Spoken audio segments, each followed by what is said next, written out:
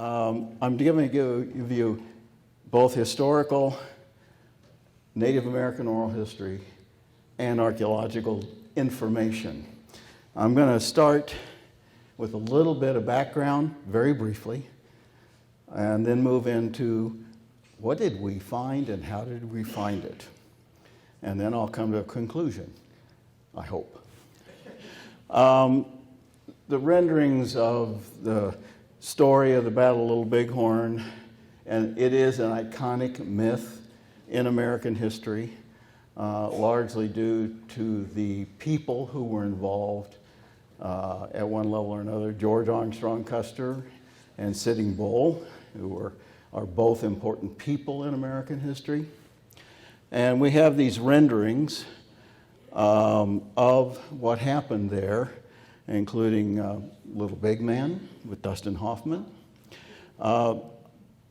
None of the paintings are particularly accurate except for the terrain. The most accurate depictions of things come from our Native Americans. The Lakota and Cheyenne and a few Arapaho were there in their pictographic renderings of what happened. And no matter what I'm going to tell you today about the archaeology, Custer still lost. Remember, this is 1876, the centennial of the United States. We're about to celebrate that 250th. The event, lots of people went to Philadelphia to see the exhibitions, and it was July 6th, just after the exhibitions had opened, that the world and the Americans found out that George Armstrong Custer and approximately 268 of his soldiers were killed at the Battle of Little Bighorn. As a hero of the American Revolution, got that on my mind, of the Civil War, the events, when they hit, really hit American populace and the population very hard, and the press just smeared this massacre story over. By the way, it was not a massacre. It was a battle. Custer, popular figure. His memory was kept alive by his wife, Libby, and she died in 1932. And there she is at Roosevelt's inauguration, and that was his second term in office. So, she was an important character in her own right, and wrote several books, as many of you probably know. But the 1876 campaign, the summer campaign, had started badly in the winter of 75, 76, but by the spring, there was a three-pronged movement set up by Sheridan and Sherman, with a variety of troops involved from the south and at Fort Fetterman. The General George Crook of Apache campaign fame would move out and come up from the south with his troops, around 950 infantry and cavalry. And then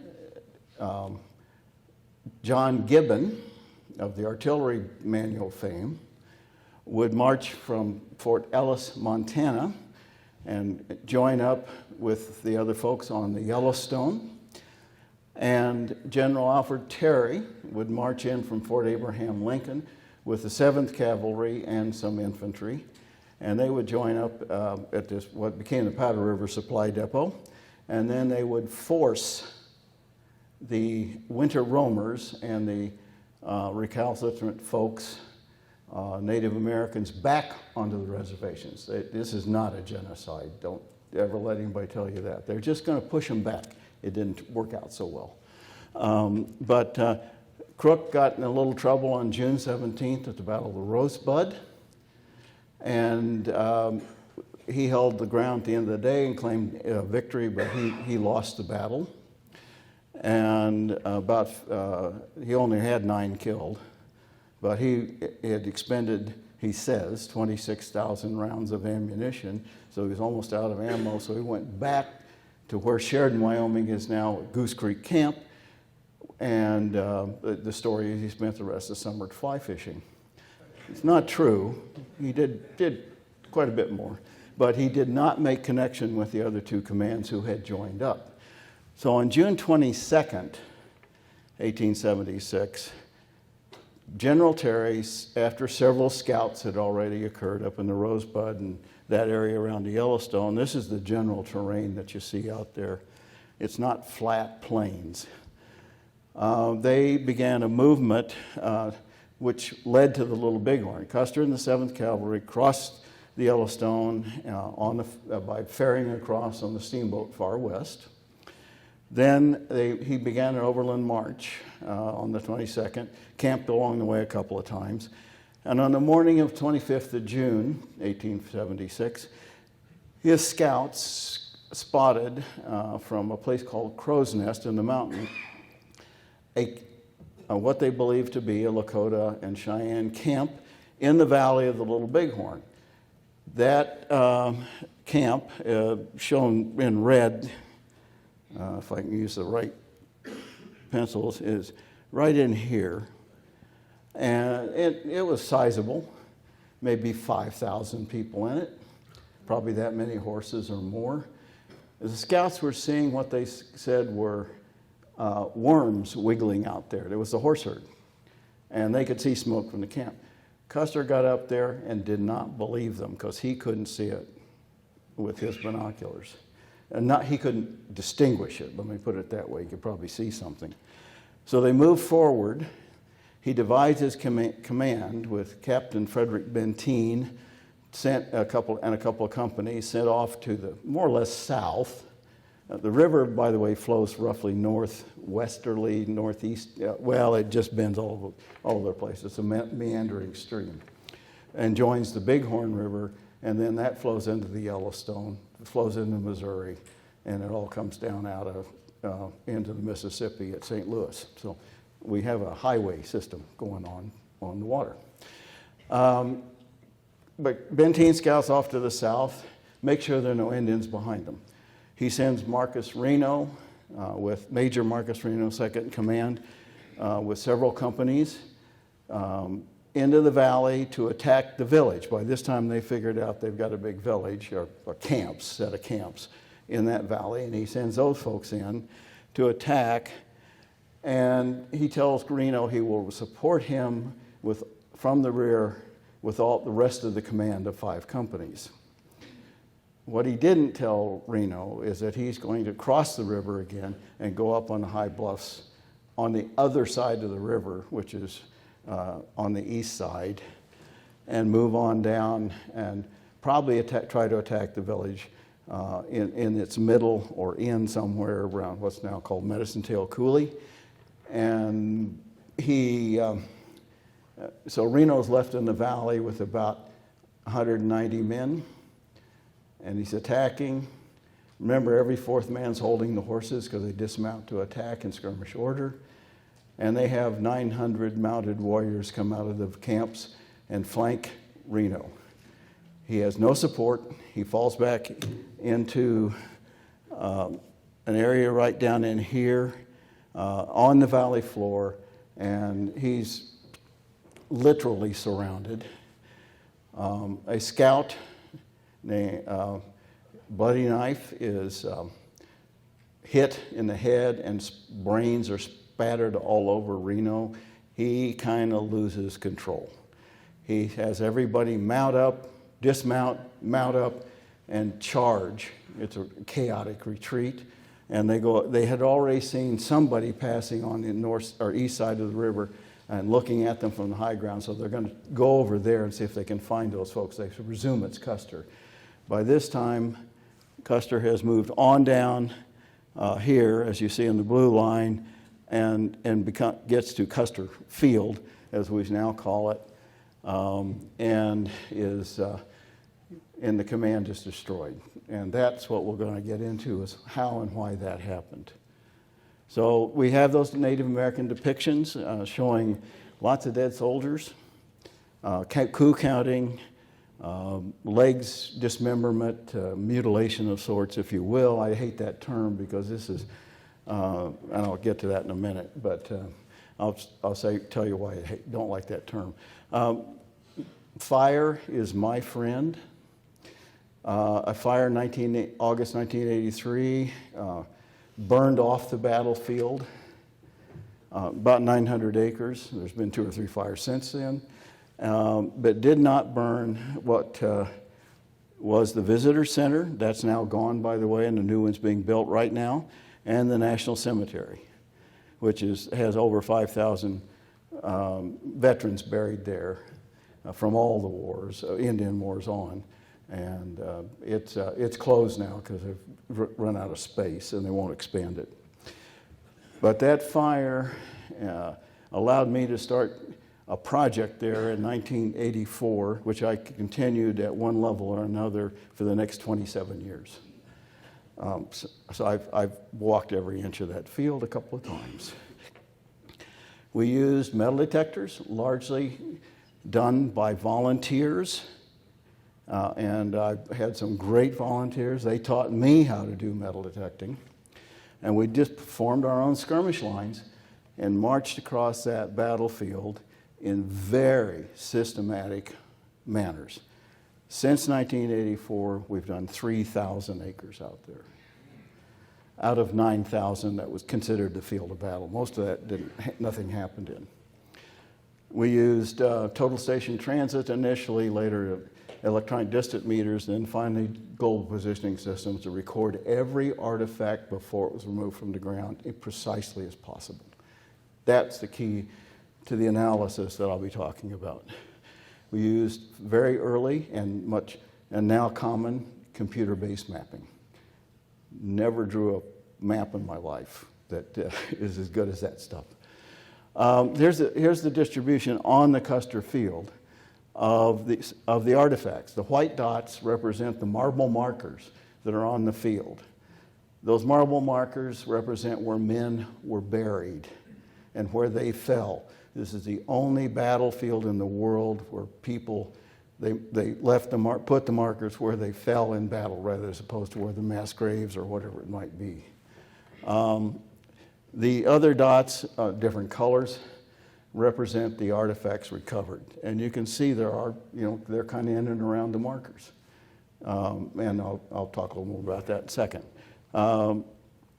We did find things, around 5,000 artifacts altogether.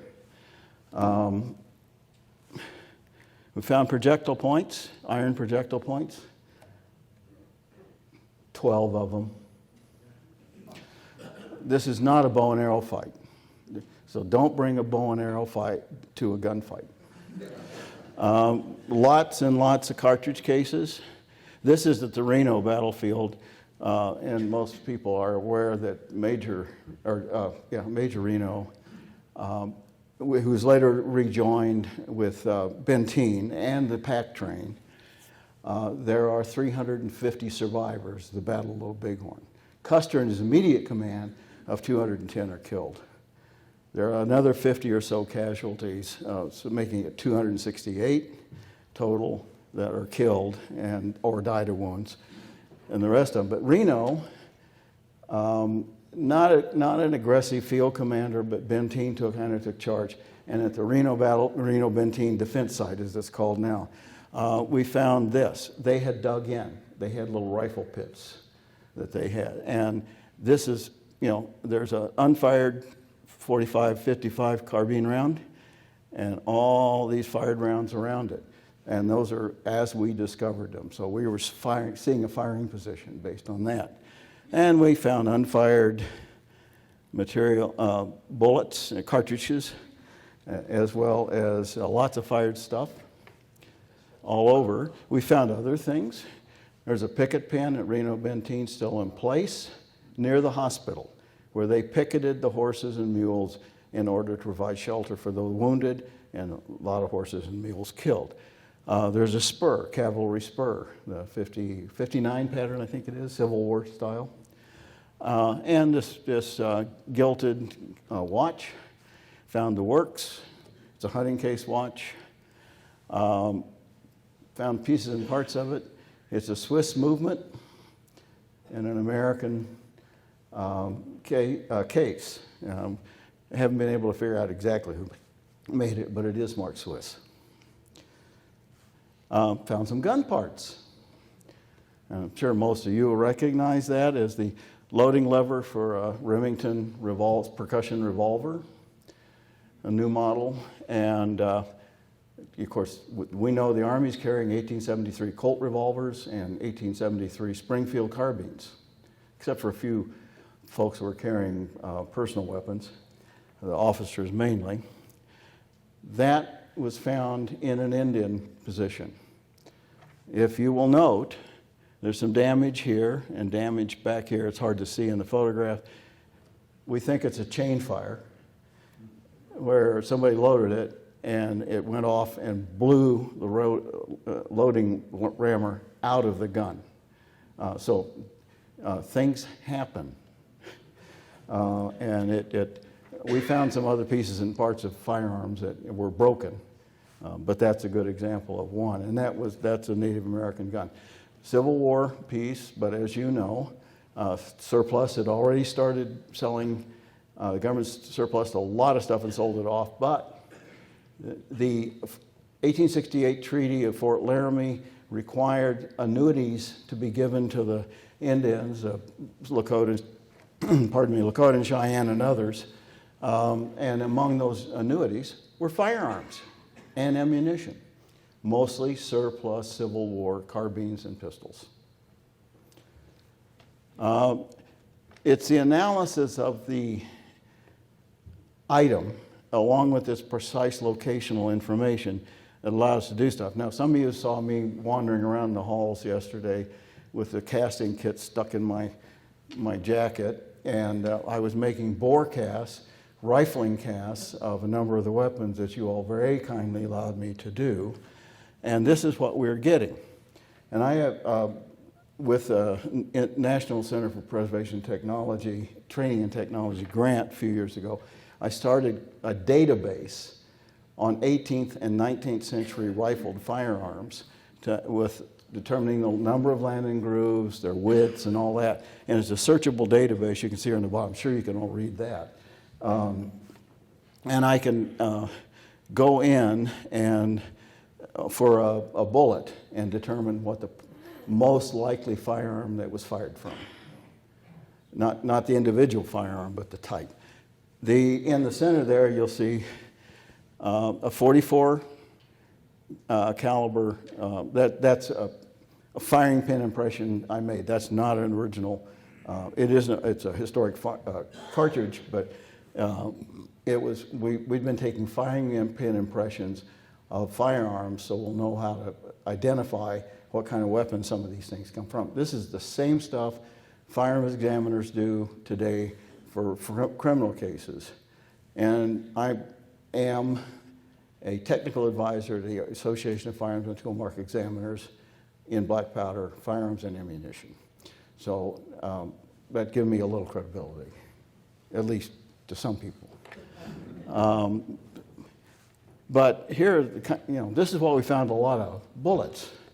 What a surprise.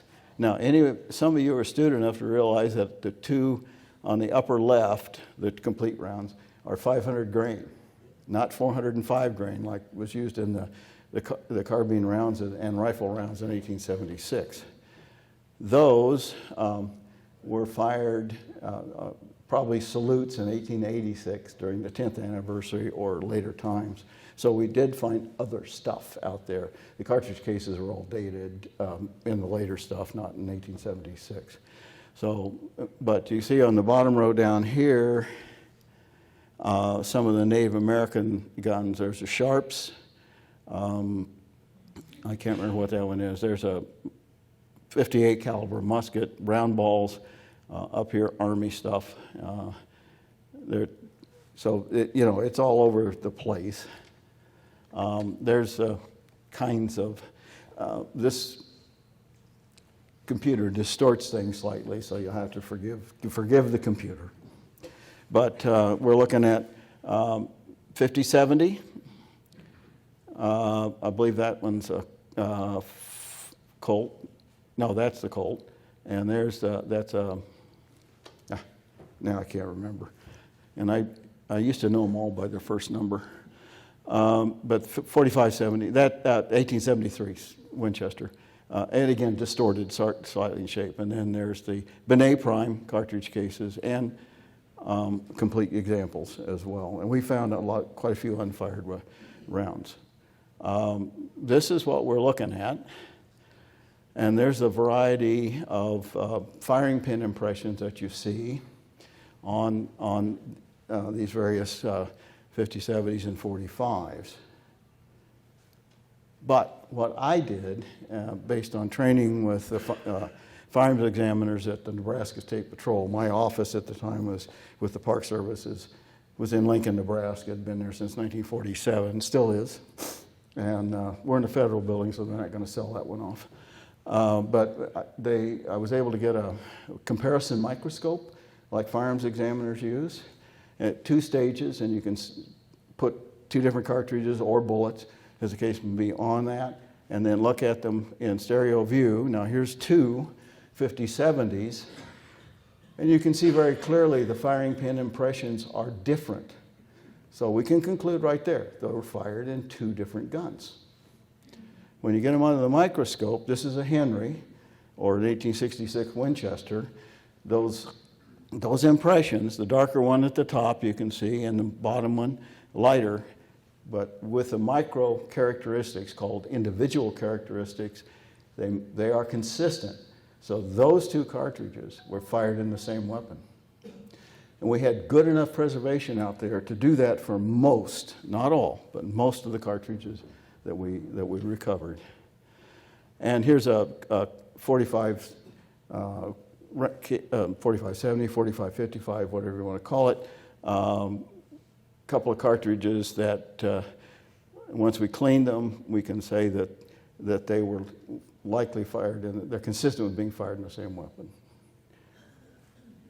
And that's the Springfield carbine, reproduction there, of course.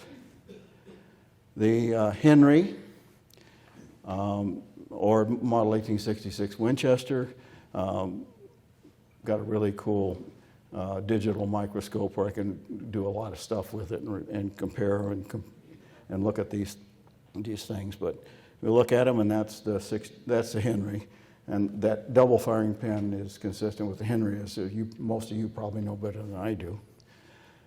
But when it comes down to it, analyzing all this data, we were able to identify. We know the Army had the Colt revolver and the 1873 Springfield carbine, and again a couple of others. Custer had carried a rolling block for 50-70s, his personal weapon, a sporting rifle. A couple of others had personal weapons, but basically there are essentially just 2 Army guns that are there. There are 47 different types of weapons, cartridge and muzzleloading, used by the Native Americans. And you can't read all that, and I'm not going to bore you with the statistics. But we were able to determine the minimum number of weapons represented by all the stuff we recorded, and it's over 900. Mainly in Indian hands. So when I come to my conclusion, you'll get what I mean. So this is just a sample. The white dots, again, are the markers on the battlefield where the soldiers' bodies were found and buried, initially buried, covered over, actually. The other ones, the greens and the yellows, mustard color, whatever else is out there, represent some of the .44 caliber rimfire rounds from the 66 Winchester or the Henry. And you can see that gold one there, and that one, and some more there. I think there's another one up there, and on around, one there, another one over there.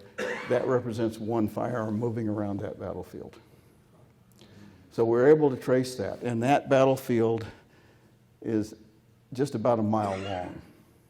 So people were moving. The gun was moving, presumptively the same person was carrying them. And that goes on and on and on for other stuff. We also did weapons fan analysis, or viewshed analysis in another term. So this is Last Stand Hill, where Custer's body was found, along with about 40 others, including his brother Tom, brother Boston, and nephew Audie Reed. There were 5 members of the Custer family killed that day on the Custer field. An in-law was killed on what we call Calhoun Ridge. So this, from multiple positions up here, is what the cavalry could see from on Last Stand Hill. The empty places, and this is about 400 yards, basically, around. All these empty spots are low ground that they could not see from Last Stand Hill. So those depressions, low spots, guess where we found the end cartridges? The Indians took advantage of the terrain. They knew it better than the soldiers. The soldiers did what they were trained to do. They took the high ground and tried to hold it. By the time those 210 men were scattered over the battlefield, they were scattered in 3 separate groups. And they were spread over a half a mile. Some of you ex-military personnel might not think that that's the best strategic and tactical way to go, to spread your troops out that way.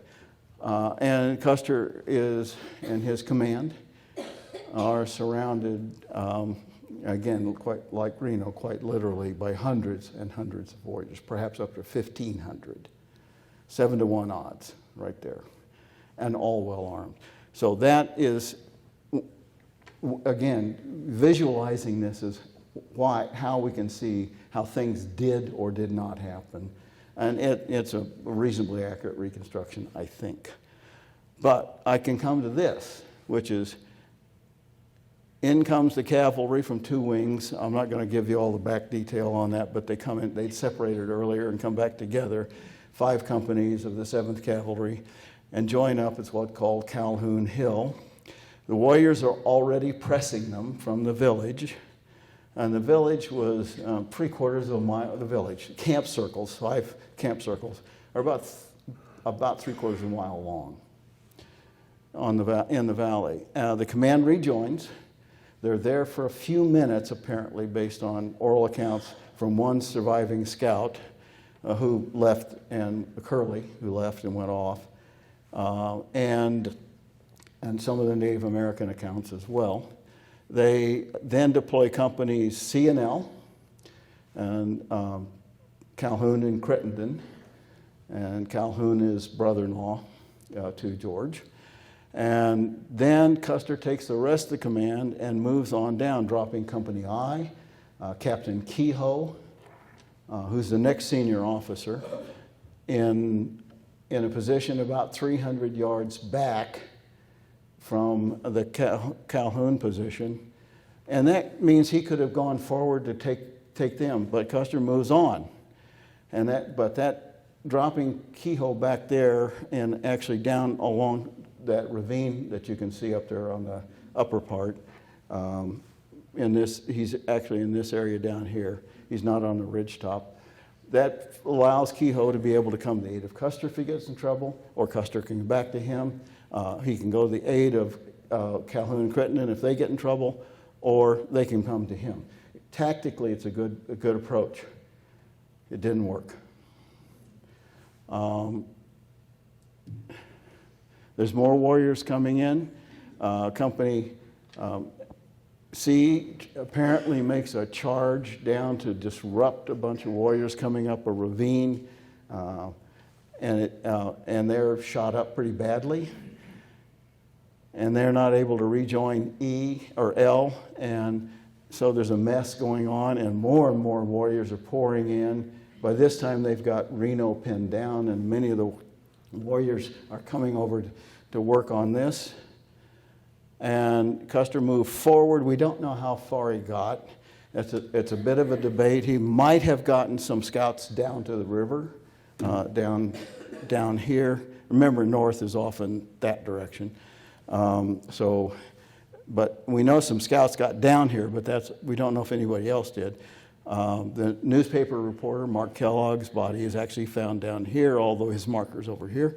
A little error. And so somewhere in this area he gets blunted, and there's good solid archaeological evidence of that, and then he's pushed back, and he's surrounded, and the command's destroyed. There's 210 soldiers died. By the way, what I've just told you about, it took between 45 minutes and maybe a little over an hour. No, I'm not going to talk that long. So you're going to survive this one. But I want to talk about the people just a little bit and some of the injuries they received. This is probably the most poignant artifact I've ever seen come out of the ground. That is an inexpensive brass, silver-plated wedding ring still around a ring finger of one of the soldiers. It tells me, speaks to me personally as to the loss of life, and that the effect, there were widows and orphans left on both sides. People were affected by this in many, many different ways. But that's a really telling story right there. The average soldier in the 7th Cavalry in 1876 was 22 years old. He's 5'7". He was 57% were born in the U.S. or its territories. 40% were 15% from Ireland, 15% from Germany, 13% from the UK, and other European countries, including France and Switzerland and Italy. That's a conglomerate. It is essentially what the United States was made up of at that time. This particular picture, the monument was put up in about 1881, and that's a mass grave under it. So they picked all the bones up from the battlefield, from around. There were teepee poles that had been cut up and stuck in there, and you can see some of them out in here. This is the earliest known photograph of the battlefield, a lot of dead horses. Surprise. That was taken in July 1877 by an enterprising photographer. Later, the marble markers replaced that. They put 252 marble markers out for 210 dead. A little problem. That was one of the problems we had, or one of the issues we tried to solve. Didn't. But that represents the resting place of the men. Most of those marble markers, we did an excavated a sample of them just to see what was left. And there were lots of human remains left, but just pieces and parts. The reburial parties had gathered them up pretty well, but not completely. They missed fingers and toes, arms, legs sometimes, but they got most of the big pieces. We did these excavations. It was part of our sampling strategy that we probably wouldn't do this again today. Back in the 80s, we were able to. We've recovered, like this, an arm of one of the troopers. So the markers are reasonably well placed, most of them. Few of them are not. We did recover one almost complete individual that had been overlooked, and he did die with his boots on. That joke, you have to know Errol Flynn and that movie Died With, and Olivia de Havilland's movie from 1939 to get that one, I guess. But his foot still in the boot, anatomically correct position at one of the markers. Here's the bones that were found there. Now, nobody dies like that. You don't die and get jumbled up. So there's the guy's pelvis. There's his shoulder blade. There's long bones. You don't die like that. These bones were found probably by Hugh L. Scott as a young lieutenant in 1877 when they went over the battlefield and looking, because these guys had just been covered over.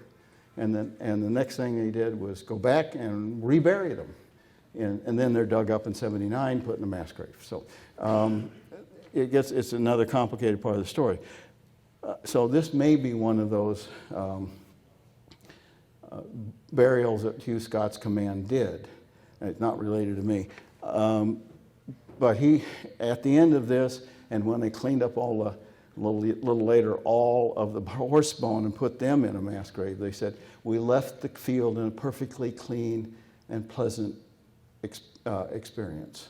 So, they wanted people to drop by there. It was declared a cemetery in 1879, so it's part of the Crow Reservation, so it's been in government service since then. So here's the guy laid out. No skull. Only quarter-sized pieces of his skull found.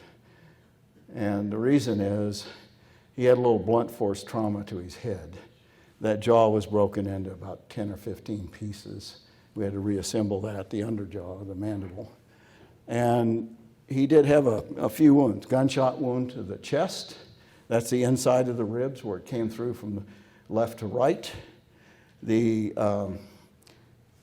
radius of his lower arm, that's a gunshot wound to his wrist with a bullet still in it. His legs were chopped with a tomahawk or a small belt axe. Marks here, it's reconstructed right there. This is Sergeant William Williams from Fort Wallace, Kansas in 1867. He was killed and lots of arrows stuck in him, and he was, as they say, mutilated. But these are marks of victory by the Lakota and Cheyenne. It's very typical. That's how you say, I won. So it's a cultural thing, and that's why I don't like the term mutilation. In modern terms, it is, but from the Native American perspective, these are just victory marks. So that's much what, most of the soldiers would have been found on June 28th when they buried them. It was cut up like that. Now, I know this works. There's a .50 caliber bullet from a 50-70. That's bone embedded in it. Don't know whether it's horse or human or anything else. But the marks here are consistent with striking a soft media, such as human tissue or bone, or an animal. One of the guys from the Reno field that was recovered, and this is his face. We don't know who he is, but that's the entry. That bullet was destabilized when it went in. Guess what? It's about .50 caliber size. So it was going on its side. It was tumbling. And then it's the exit hole, classic keyhole-shaped exit hole. It was over in an instant for this guy. But I think we can say the manner and cause of death is gunshot injury. Now, the archaeological and osteological record indicates the average soldier had poor oral health, largely, although we did find one person with fillings, tin and gold. You dentists here will know the history of that. They suffered from a lot of back pain because we had schmoral nodes inside the vertebral column, and they were most had arthritic changes and are in their 20s. So they were living a hard life. So that romantic view of the frontier is not so romantic. Death was caused most likely by gunshot trauma and or sharp force trauma. Paramortem suffering blunt force and sharp force traumas. And we had one individual had 100 cuts to his remains. So this was not a pleasant situation. So I'm going to end with this. Battlefields and battlefield archaeology, conflict archaeology, we're using memory, history, and archaeology to teach about the past. It's interesting, it's fun. We've learned a lot. We learn more about the past by doing this. There are other reasons to do this. Is it relevant today? Well, I like to think so. Staff rides and leadership training for the U.S. Army. They still do staff rides at Little Bighorn and talk about the archaeological record in part of their staff rides. So you can stand on the ground where something actually was found and say an event occurred here, not just out there someplace. Applying the same kind of analysis, recovery techniques to modern crime scenes, especially in international courts of law, we can take these techniques and make them real and use them in a real world. So that's going to be it. I'm done.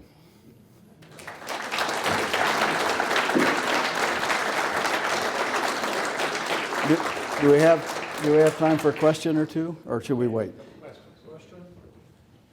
What's your opinion on the location? What's your opinion on the location of the missing bodies in deep ravine? Well, we can go on and on for hours about all this stuff. There are allegedly 28 missing men from allegedly company. He is probably a mix of guys in deep ravine. We did geophysics in deep ravine, and there is a large anomaly there. Not where the head of the ravine is now, because it's been headward cutting for years. A little further down, and that's the most likely position where some are buried. I think that the whole ravine drainage should have been considered rather than the deep ravine, which is about 10 feet deep, by the way, and dry today. But if anybody wanted to go find them, if you got a spare couple $1,000,000, we can do it, maybe. It'll take that much because it's such a difficult place to get to, and we'd have to shore everything up because it's unstable soil. So they're not going anywhere. But I think there are some men down there, but I don't know how many for sure. What's your success rate with matching high probability U.S. arms with forensic casings? Okay, we don't match them. That's an old term that we can't use in court anymore. We say it's consistent with. Same question. Okay, then I'll answer it. When I have examined, as some of you know, a fairly significant number of firearms that were alleged to have been at the battle. I think that's about 226 or 7. We have 6. That's 6 carbines that we've identified, and there are some Native American ones. I think there's a total of 15. Most of those are at Springfield Armory or Rock Island Armory because they were turned in 1877 and never screwed with again. Some others have come from private collectors and other museums. So yes, we have had some success.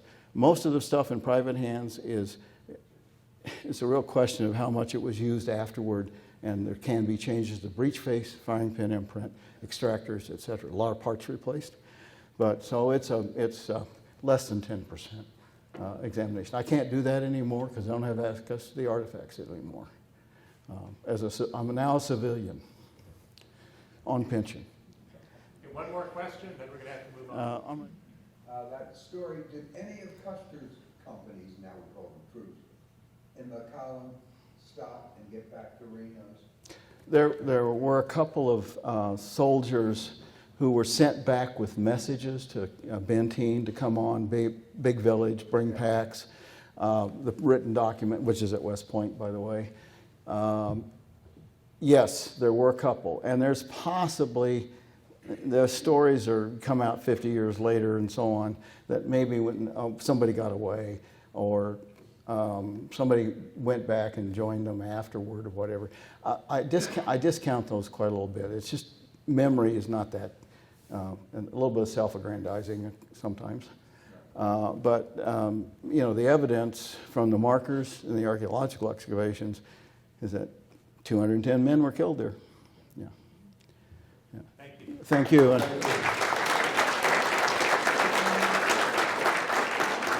I will be around drinking with Joel, so you can talk to me later.